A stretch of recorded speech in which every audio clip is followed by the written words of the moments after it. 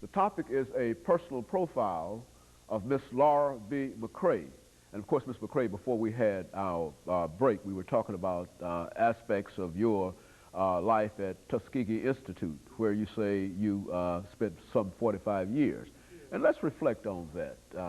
Let's have you to sort of look at Tuskegee Institute and any year that you would like to select, and to talk about some of the processes and some of the things that happened to you at Tuskegee Institute, and leading from that, the impact that these things had on you, or the personalities that you met, and et cetera. Because being at that institution, certainly you met a large number of individuals.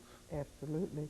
Oh, it happens that I entered as a freshman in 1928, and my major was business education. And I chose business education because I didn't do too well in my writing, and I knew that I could type, that I could learn to type, and that was one reason for my choice of business.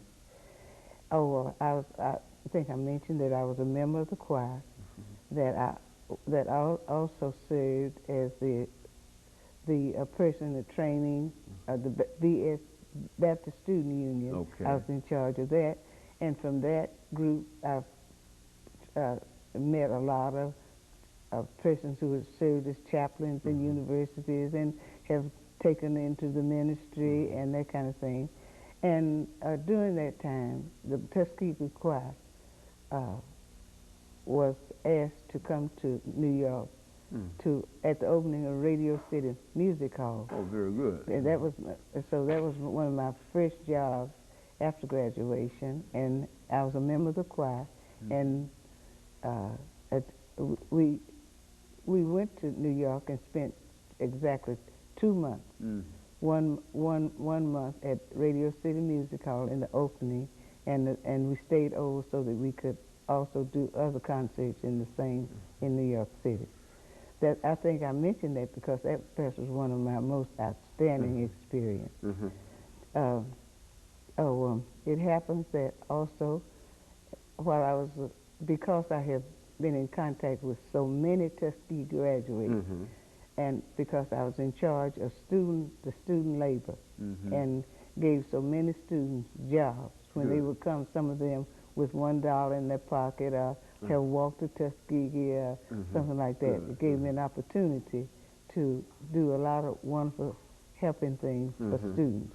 And it means now when I go to any city, the first thing I do is to call one Tuskegee graduate, and then we'll have a party. Very good. You know, to talk about Tuskegee, and I think everybody understands the importance of Tuskegee Institute and Fisk, you know, in these periods. But you wonder about some of the personalities, especially since we're entering into African American History Month, and these are the personalities that generally come out.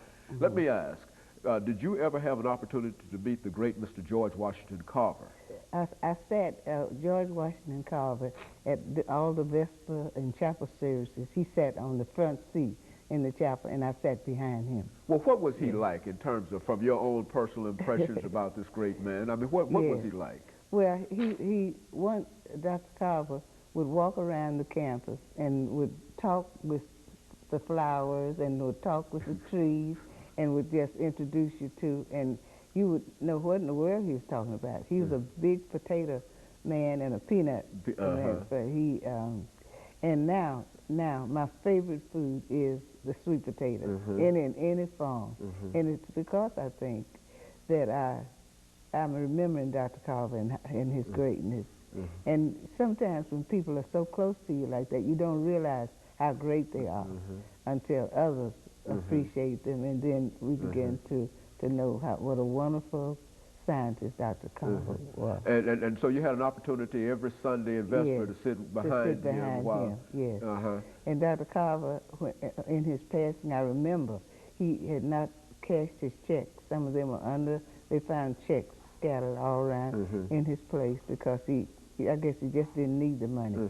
But I knew him close up, very close. Was he a family man, or did he have a... no, he was a single man, had a very high voice, and we would tease him, you know, would kind of giggle as students because of his high voice. He crocheted, and he painted, and he made preserves of vegetables and that kind of thing. Did a lot of things that were very feminine.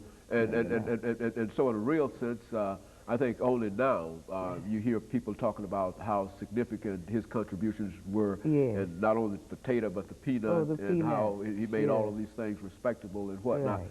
But living during that time, sitting behind him in Vesper or whatnot, you never saw him from that perspective. In terms Well, of his I saw him. I knew that he was a great scientist, but, you know, just like any other faculty member, you know, you didn't realize how really great he was. Well, you know, as a person who's involved in the church, you know that whether they say the prophet is not without honor except his own, among his own people, and except. But good. Right. What about Emmett Scott?